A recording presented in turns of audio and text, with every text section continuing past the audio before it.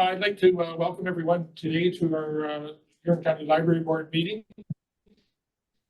And those that have joined in person, as well as those that have joined virtually. I'm really glad to see we have that now.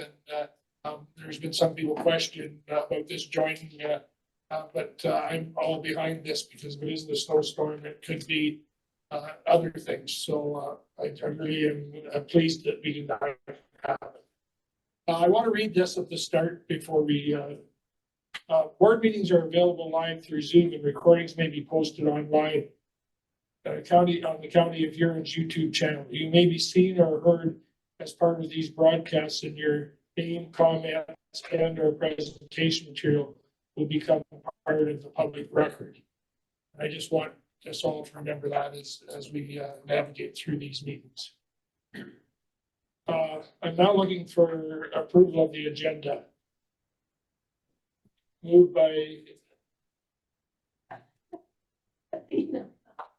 bear with me for moved by member Zelensky, seconder by member Becker. All in favor? That is carried.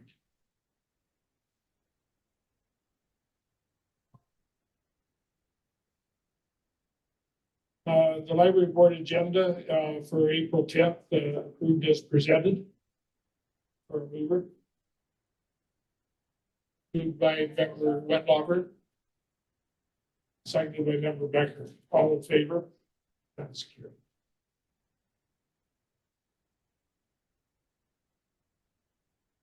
Declaration of pecuniary interest and general nature thereof. Does anyone wish to declare at this time? Seeing none. Members of minutes of the previous meeting. That was recommended motion that the Huron County Library meeting for March 21st be adopted as carried or circulated. Mover and a seconder, please, for that. Moved by member Zelensky, seconder. Warden Glenn McNeil. All those in favor? And that is carried. We have a presentation this morning, and bear with me, Amy Zootout. Very good. We'll now turn this meeting over to you for your presentation. Thank you, everyone, and thank you for having me here this morning. I'm just going to give you a very quick update on some of the marketing events from the past year, and in particular, I'm going to highlight some of the communications priorities I'll be working on for 2024. So as you know, in the spring of 2023, the library conducted a community survey to gather feedback for the development of its new strategic plan.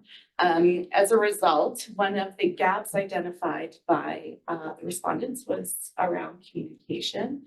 As often as information gets shared across multiple platforms, we still hear, I don't know what's going on in my community. Why didn't I hear about that? I didn't know you offered XYZ. How do I find out what's happening? Where do I go for?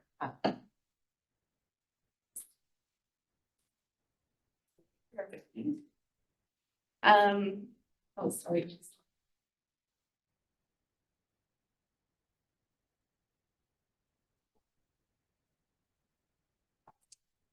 And then the next slide. Sorry.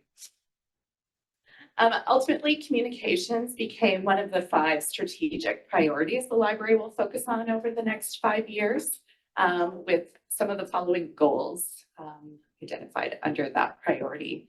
That both staff and patrons feel welcome and comfortable asking for information and contributing ideas, that we facilitate an increased awareness of what's happening within our communities, and that we participate in conversations as they relate to the library's role in our communities, that we build effective internal communications as well as effective methods for acquiring feedback from our communities, And lastly, this is what I will be working on, that we ensure our communities are aware of the full complement of services, resources, and spaces available to them through the Huron County Library.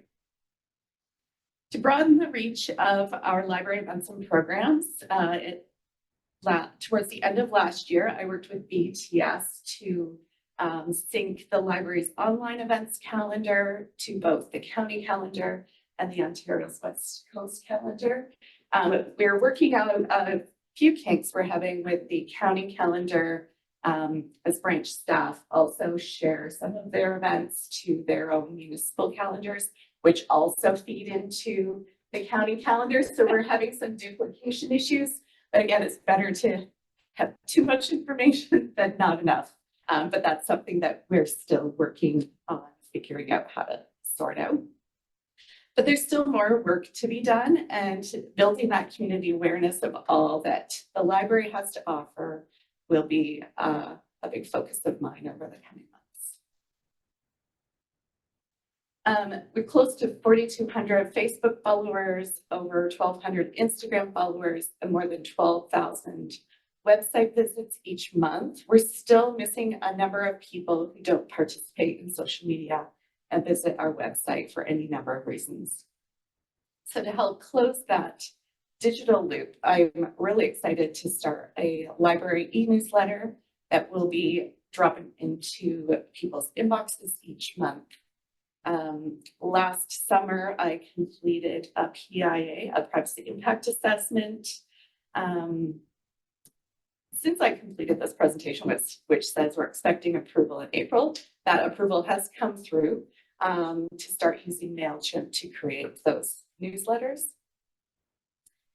So in keeping in line with the current scheduling I use to deliver and create the museum's newsletter, the library newsletter will be sent to subscribers the last week of each month to promote what's coming up the following month.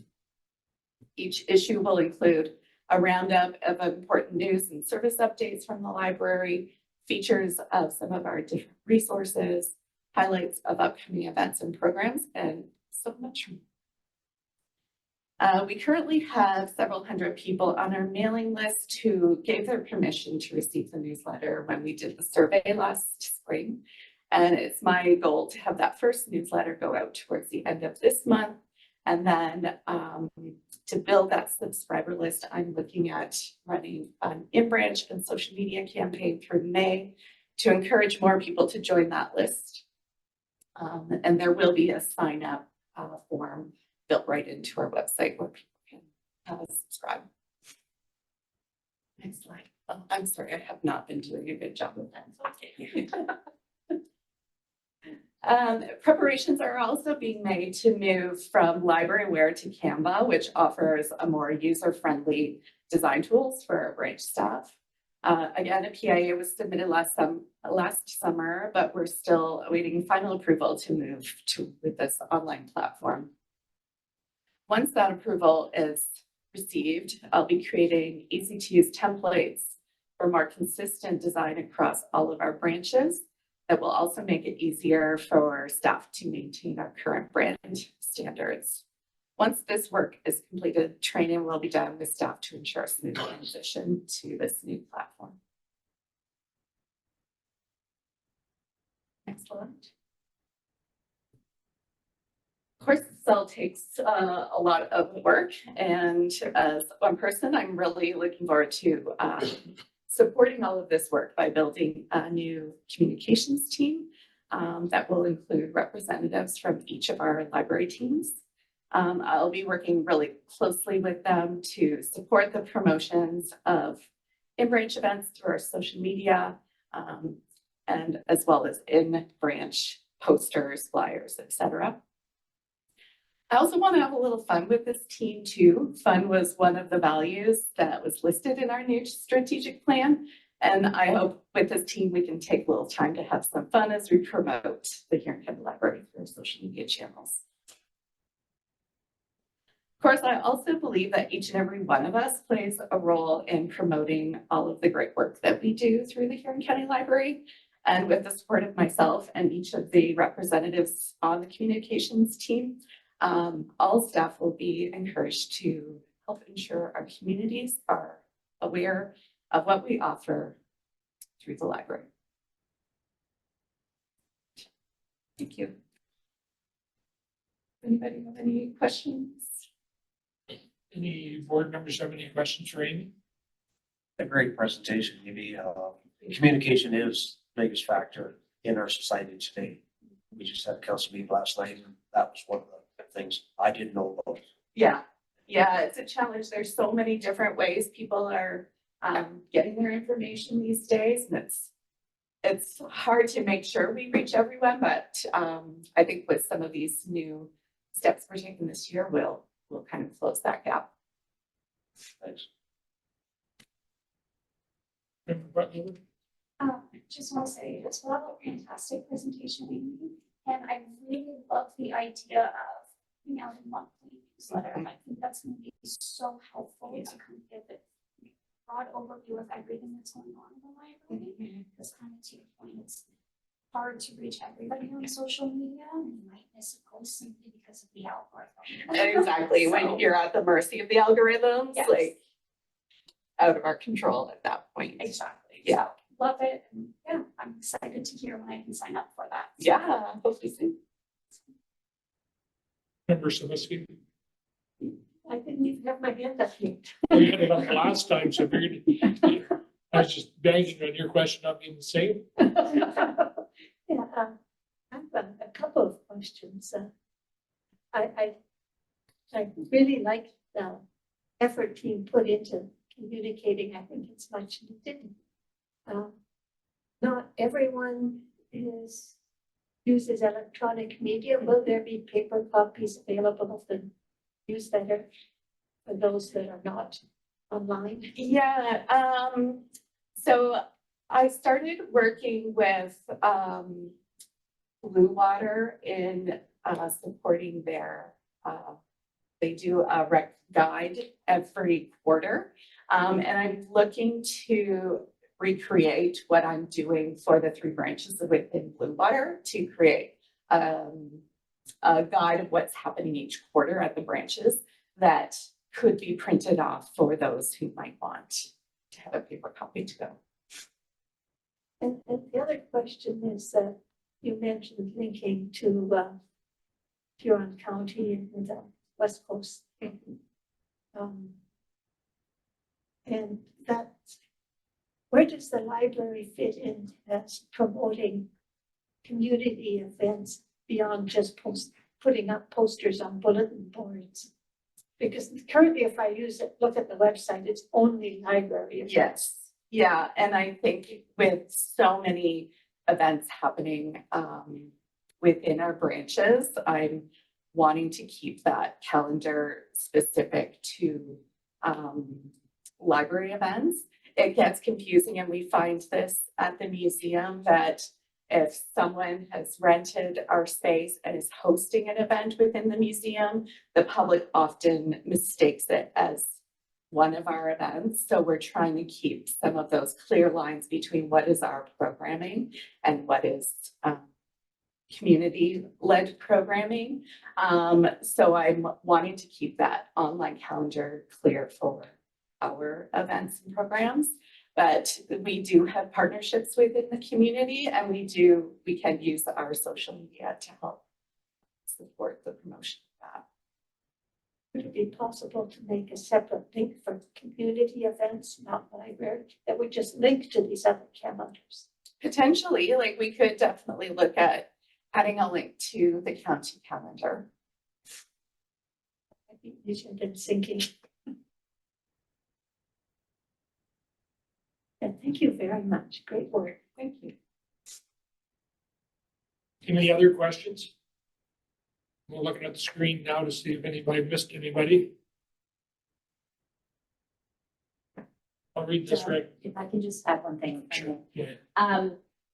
For you, I just want to clarify for all members here that Amy's role is a shared role with the museum. So just for your awareness, that she also does this for museum and cultural programs. So I think that's just important for the context of the conversation, that she isn't solely dedicated to doing this work for the library.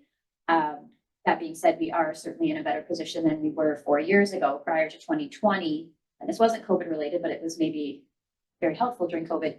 We didn't even have a marketing position. That was something that was done as a fraction of another staff person's role. So we're very lucky to have staff that are dedicated to this, but I just want to make sure that the board is aware that Amy isn't just doing this for the library, so that she does have other areas of the cultural services department that she also needs to make sure she's doing the same work for.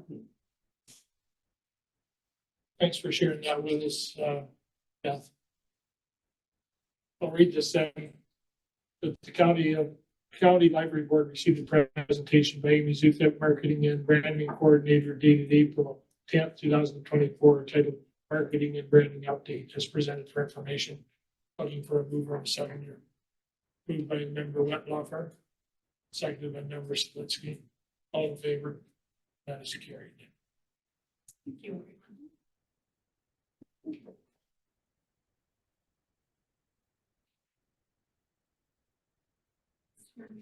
Thank you. We're now up to board member comments. Do any board members have any comments they want to make at this time on anything pertaining to the library?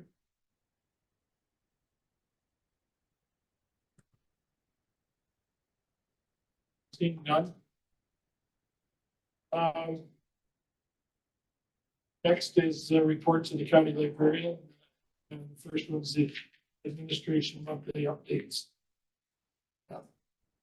Thank you, through you, Mr. Chair. There are a few pieces in that report that I will highlight for your attention, or just to provide a bit further context to. Just working my way through the report. The first is there's mention of the Fidget Makers 10th anniversary in there, and just to explain a bit more about what that is. So these are aprons with tactile pieces sewn onto them that are distributed to hospitals and long-term care homes in the community for older adults, particularly those with dementia. That started off as a program in our Exeter branch when Jenny was a branch manager there. They had outgrown that space due to the number of people wishing to contribute. So they have since moved on from the library, but we were part of the initial space and housing of all of their materials for that program. And we do have kits that are distributed through our library. And Howick wants to also create a fidget apron. They can do so without meeting with the group that meets, continues to meet in Exeter. So just a bit further explanation on what that is, that we were excited to celebrate their 10th anniversary with them. You will also see in that report mention of the installation of the panic alarms. I spoke briefly to that last month when I was speaking about safety and security. So those have now been installed at all of our branches, and thank you to Jenny for coordinating that. Previously, they were only at our branches that were staffed by a single person, but we now have them at all of our branches and multiple fobs to necklace that you wear around your neck in our town branches where there's multiple staff and they have a bit of a larger footprint, so that anyone who needs to compress that button, the alarm is audible in our town branches, again, just because you might be out of sight of your coworkers, so that they know that that has been pressed. Additionally, there's mention of the Huron Shores transit passes. That is something new, some public transportation that's available in the south end of our county that has been very well received. So we will be monitoring that and seeing if we want to expand or add to that service at all through potentially offering the sale of those passes. Currently, they're just circulating passes in our collection, which is working well. I will just draw all of your attention to CD Saturday and preparations that are happening for that. The April 20th is the actual date for that. So if anyone is interested in attending, you are more than welcome to join Exeter staff for that. I spoke briefly about the lockers in my last update, and I did just check in with staff prior to this meeting to see how those are going. So far, there hasn't been any usage in the Bayfield locker. One of the potential reasons is it's not visible from the branch because it is in the post office section of that building. So we are looking at further promotion there. There has been some uptake in Goderich. But again, looking at additional promotion, possibly the lockers were there for quite some time before they were operational due to technical difficulties. So while there were a lot of initial questions, We want to make sure that people know they're now operational, also considering making sure folks who don't traditionally use the library are aware, because potentially a reason they maybe didn't use the library was because they couldn't get in during traditional hours. So the ability to pick up items after hours may be appealing to those types of users. So we will continue to work and promote that new service. We are adding Gale courses. It's not quite available to the public yet, although staff have completed training on it. And that is a new e-resource that provides a diverse array of training courses, whether it's Microsoft project management, business skills, communication skills, all that, that we are offering to the public, but will also be used as a staff training tool. So we're excited to be adding that. There's also mention in the report of our Freedom to Read events, and you also saw some of the quotes at the beginning of that, reflecting on some of the events that we held. That is a key part of our offerings throughout the year. We usually select about 6 key areas that we want to focus programming on system-wide, and Freedom to Read was one of those. And it involves programs and displays with lots of great feedback from the public. And we really feel that given the nature of some of the challenges that we're seeing there, that it was important to highlight intellectual freedom. There is mention in the technical services portion of the report about Library Bound. That is the new vendor that we moved to with LSC ceasing operations, and we've been very happy with their services so far. I was speaking to Katie, our systems librarian who oversees collections, and we are getting items in a timely manner to the point where we're getting some prior to publication, so they come with a note that don't put these out until a certain date. So that's really great to see that we're getting things on time as we should. And we did receive legal notice from LSC regarding debt claims, and we'll be applying for some of the processing fees that we had prepaid that were not fulfilled because of we didn't receive the volume of materials that we should have. I will leave it at that unless there are any questions with anything included in the report. Do any members have any questions? The update report. Looking for a mover and a seconder then to accept this monthly update report as presented for information. Moved by Warden McNeil, seconded by Member Smith. All those in favor? That is carried. The next report is period poverty update presented by Kathleen. Thank you. Through you, Mr. Chair. I don't have much to add in addition to the report that is included there, other than just to highlight that it was very positively received and that we hope to continue to do it just due to the simplicity of maintaining the program. But most of the information is in that report. I'm happy to respond to any questions that board members may have. Any questions for Beth on that report? Looking for a mover and a seconder to accept the report. Moved by Member Becker, seconded by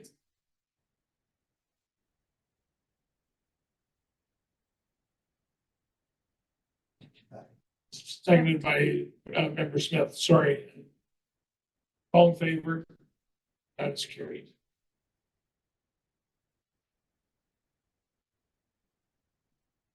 Next is our library board advocacy update presented by Beth. Thank you. Through you, Mr. Chair. This is an update on the work that the advocacy committee has been completing over the last several months. And just as a reminder, that committee includes Member Wetlaufer, Member Smith, and Member Morton, who isn't here today. My high level comments would be that we had some really positive conversations, establishing some relationships, strengthening others, and some concrete outcomes as a result of those conversations. You can see some of that in the report there as well. And I don't know if Sydney or Patricia, if you have anything to add based on those conversations and your involvement at all. Member Wetlaufer.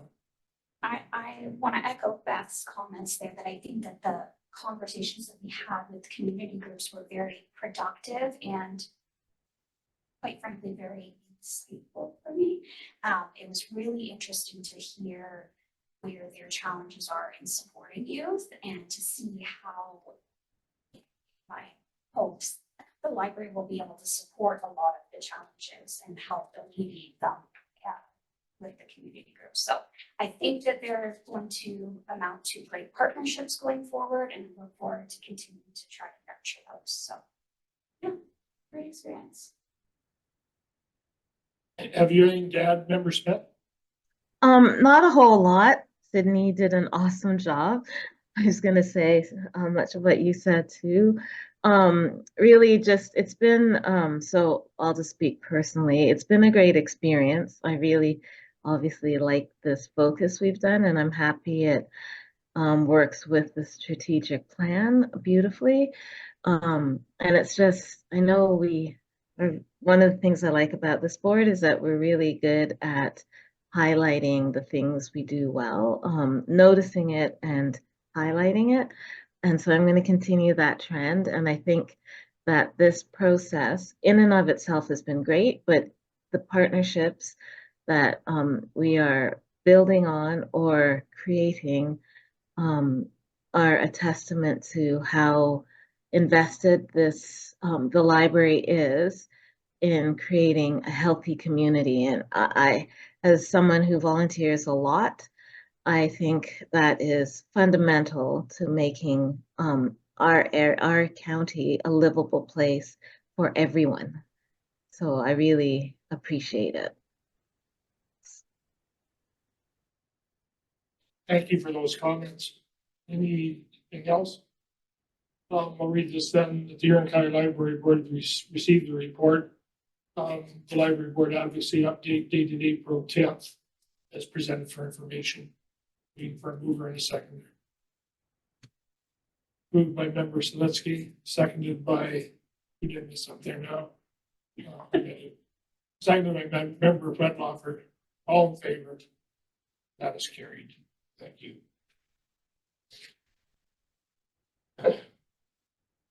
Next is our policy review report. Thank you. Through you, Mr. Chair, the Code of Patron Conduct policy did come before board members at our last meeting. Small shifts were made based on those comments, particularly 1.8. It's tricky. We did hear back from staff upon initial consultation that just suitable attire was not specific enough. So we've included a few more examples, but basically, it's suitable attire. You need to be wearing a shirt, you need to be wearing pants or skirt or some kind of bottom. So that was expanded to include a few more examples of what that would be.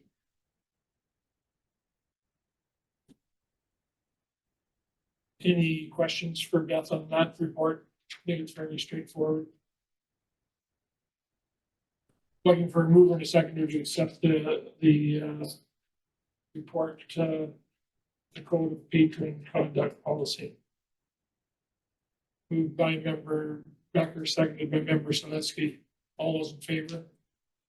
That is carried.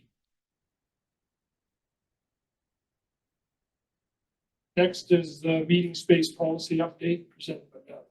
Thanks through you, Mr. Chair. Again, the board saw this last month. There was a small update made to indicate that if we do have to cancel because of weather, the renter would not be charged, but otherwise the policy is the same as what you saw last month.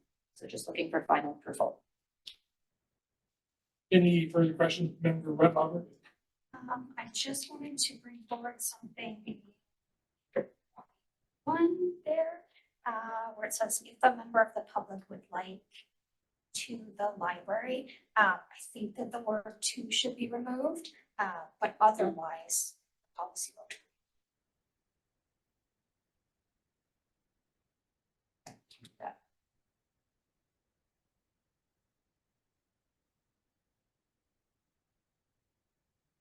Looking for a mover and a seconder then to accept this report. Meeting space policy. Moved by member Zelitsky, seconded by member Wettlaufer. All those in favor? That is carried.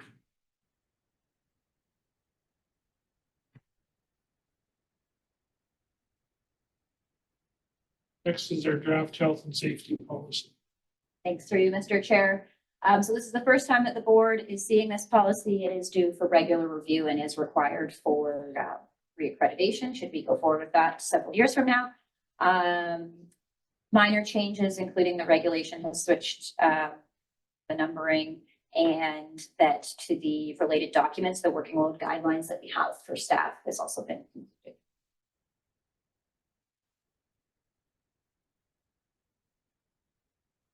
Any questions for Beth on this draft health and safety policy? Seeing none, looking for a mover to seconder to second this report. Moved by Warden McNeil, seconded by Member Smith. All those in favor? That is carried.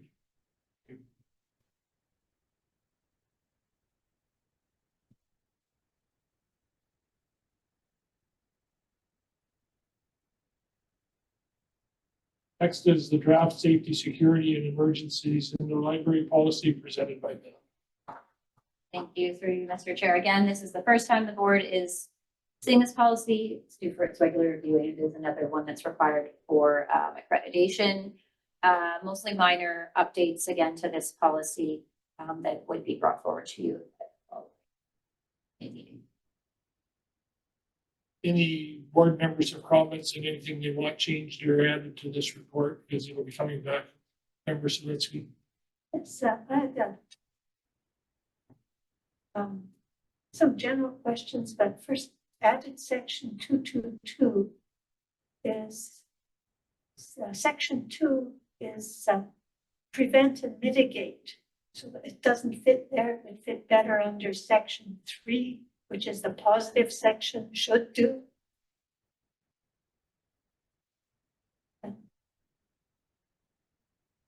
The others are,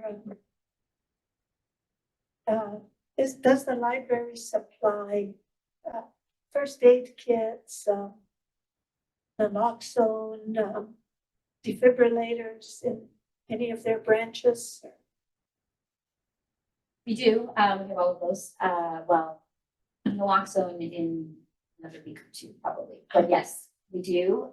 There is also a county health and safety policy. These are ones that, because of accreditation, we specifically have to have at the library. And then there is another health and safety policy that we've adopted from the county as well. But we do have all of those safety measures in place in all of our library branches. That's great. And then someone is responsible for making sure the stuff doesn't expire in the first aid kits. Yes, I would look to Jenny to say how frequently do they check those? Yes, so there are working representatives at each of our branches. They do monthly inspections. And then we have quarterly joint health and safety meetings where we review those inspections as well as any reports. So as part of the inspection every month, the first aid kits are checked. Fire extinguishers, and any sort of hazards that might be in the branch. And that's great. Glad to hear that everything's being taken care of. It's a great team effort because it saves somebody going to every branch, staff at each of the branches provide that. And the other question is half library, half county question, is that say the library is can be closed during emergencies, but is there any of the branches that are used as emergency shelters? Or does the county have other emergency shelters, so libraries are not needed? Through the chair, we are not an official shelter. We're not an official warming or cooling place. Most local municipalities have identified other places in their community to be those locations. So at this point, we are not designated to be one of those. Sometimes we will become one of those just more casually if, power is out in part of the town, we happen to have power or something like that. But no, we are not an That just answers Helena's question. Most municipalities have their own community centers set up with a generator, warming centers. And if there is a catastrophe close to those centers, then it has to be moved to a different center so they always have a backup. So it is they might have to rely on a library downtown instead of the rec center or something. Depends where the location of a tragedy happens. And the counties and the municipalities are Each- responsible for Yep. those policies. Great, yeah. Thank you very much. Any other questions on this one?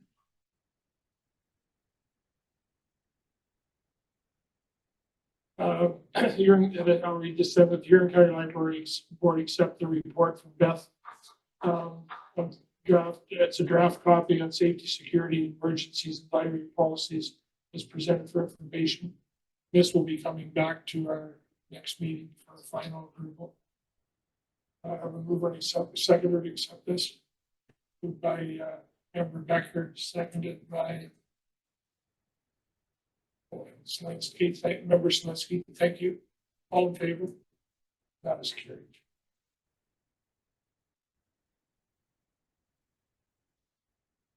The next is our draft, and I didn't hardly know how to say this word, and it's a new one for me, Praetorian policy, presented by Beth, and I read up on this, and can't explain it real good, except that you can post an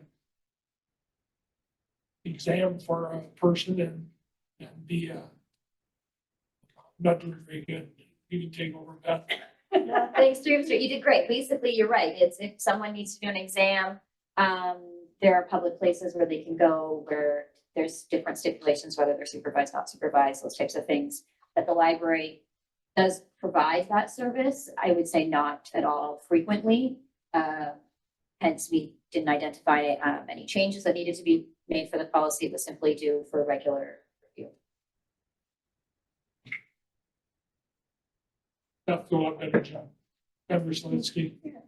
Seeing as I'm the designated question. What about security, internet security?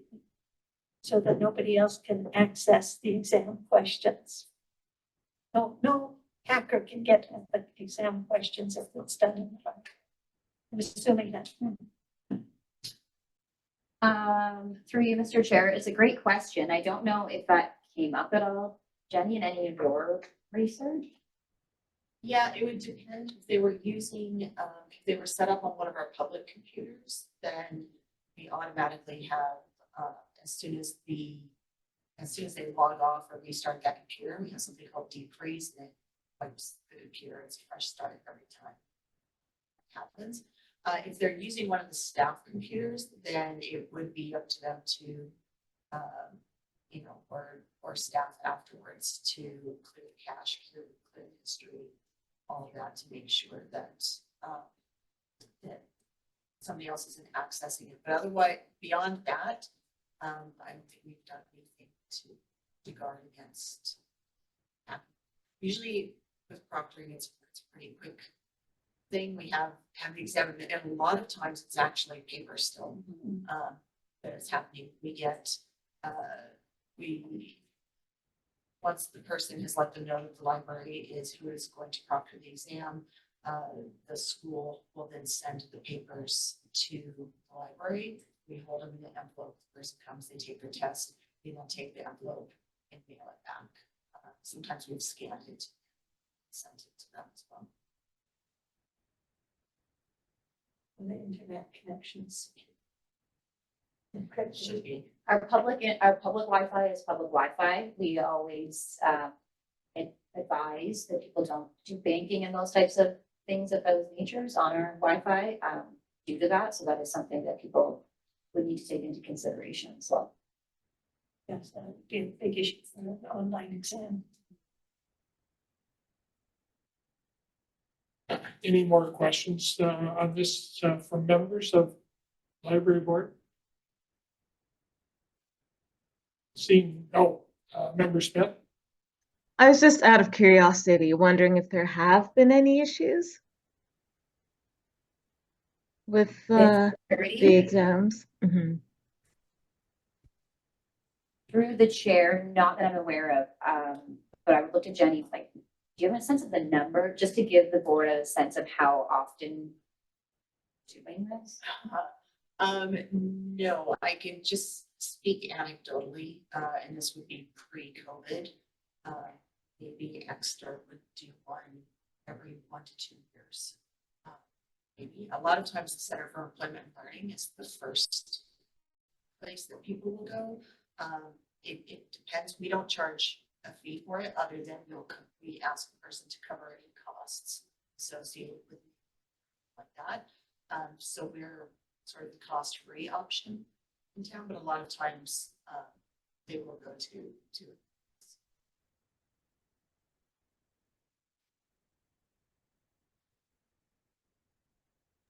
Sorry, I'm just sometimes having trouble hearing, so if you only see my ears, that's so I'm trying to hear.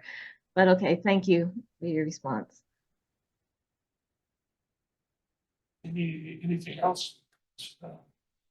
I didn't presume it was a very often occurrence. It's, we seem to have, and that's a good thing, we have the bases covered through this, so we can, that's good to see too. I'll read this then, that the Huron County Library Board accepts the report on draft criteria policy is presented for information. And it be brought back to the May board meeting for approval. Looking for a mover and a second. Moved by member Wettlaufer, seconded by member Smith. All those in favor? That is carried. Correspondence, is there any correspondence now? The financial statements are still they're in progress and they're not available at this time. We have closed the public session today. Figured that was us too. I will turn the meeting over to our clerk and deputy for that. We'll stop the recording.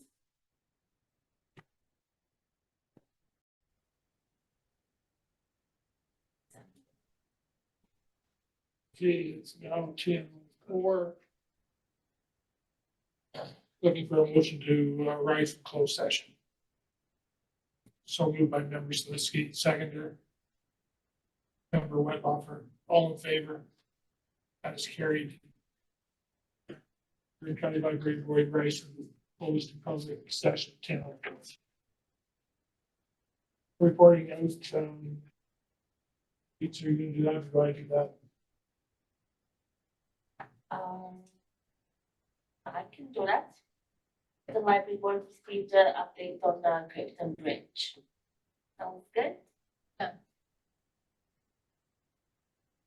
Next meeting of the Huron County Library Board will be on Wednesday, May 15th at 9 a.m.